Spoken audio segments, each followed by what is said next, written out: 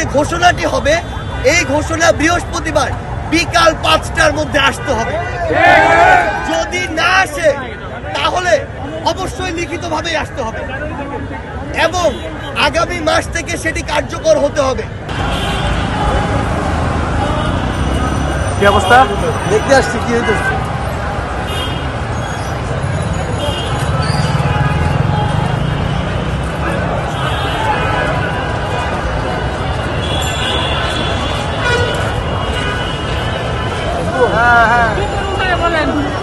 এই পর্যন্ত আমরা আসতে পারছি না।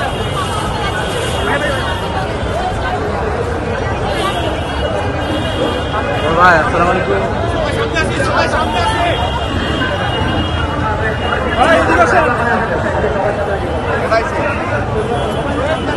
ভাইয়া রাস্তায় নামতে পারছি কিছু করার নাই।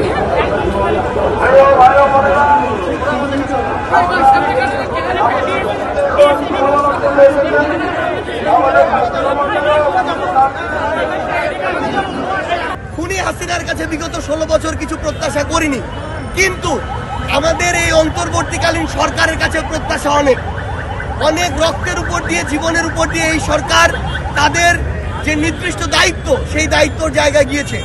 আমরা আমাদের জায়গা থেকে স্পষ্ট করে শুধু একটি কথাই বলি, আমাদের যারা ট্রেনি ভাইরা রয়েছেন বোনেরা রয়েছেন তাদের সাথে একাত্মতা ঘোষণা করে স্পষ্ট করে একটি কথাই বলি, আমরা তাদের এই দাবিটিকে যৌক্তিক মনে করছি এবং তাদেরকে অন্তত নবম গ্রেড সমমান সুযোগ সুবিধা সম্পন্ন যে সকল সুযোগ সুবিধা রয়েছে এবং ভাতা রয়েছে সেগুলো যেন অবশ্যই প্রোভাইড করা হয়। আমাদেরকে স্বাস্থ্য মন্ত্রণালয়ের পক্ষ থেকে এবং স্বাস্থ্য মন্ত্রণালয় অর্থ মন্ত্রণালয়ের সাথে কথা বলে আমাদেরকে কমিটমেন্ট দিয়েছে, এখানে কোনো আশা না, আশার খেলা আর চলবে না।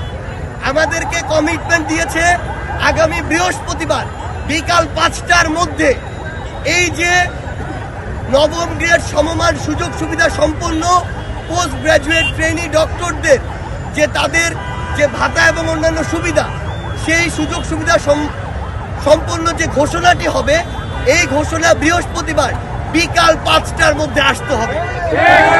যদি না আসে তাহলে অবশ্যই লিখিতভাবেই আসতে হবে এবং আগামী মাস থেকে সেটি কার্যকর হতে হবে। যদি সেটি না হয় আমরা স্পষ্ট করে বলছি, আমাদের সাথে ডাক্তার যে ভাই বোনেরা রয়েছেন তারা আমাদের এই অভ্যুত্থানের সহযোদ্ধা, আমাদেরকে তাদের দিকটি দেখতে হবে। যদি এই বৃহস্পতিবার বিকাল 5টার মধ্যে এটি না হয় তাহলে আমরা কথা দিচ্ছি আমরা তাদের সাথে একসাথে রাজপথে নামব। আমরা শুধু একটি কথাই বলতে চাই, যে যৌক্তিক বিষয়গুলো রয়েছে এগুলোতে যেন আর কোনোভাবে হাইকোর্ট দেখানো না হয়। আমরা অন্তর্বর্তীকালীন সরকারকে অনুরোধ করব, আমাদের পোস্ট গ্রাজুয়েট ট্রেনি ডক্টর যারা ভাই বোনেরা রয়েছেন তাদের সাথে আসলে এই 25,000 টাকার নামে এই বয়সে দেশের এই পরিস্থিতিতে যে বিষয়টি হচ্ছে এটা এক প্রকার অন্যায় এবং এই অন্যায় এবং এই নির্যাতনের আসলে শেষ হওয়া প্রয়োজন। একজন ডক্টর যেন সুস্থ মস্তিষ্কে ন্যূনতম একটা স্ট্যান্ডার্ড লাইফ লিড করে তার পরিবারকে নিয়ে চলে ওই ট্রেনিংটি নিতে পারে এবং বাংলাদেশ থেকে এই যে মানে আসলে আমরা ভালো ডক্টর তৈরি হওয়ার পরিবেশ দিচ্ছি না আর আমরা কিছু হলে দেশের বাইরে দৌড়াচ্ছি। যেই টাকা এই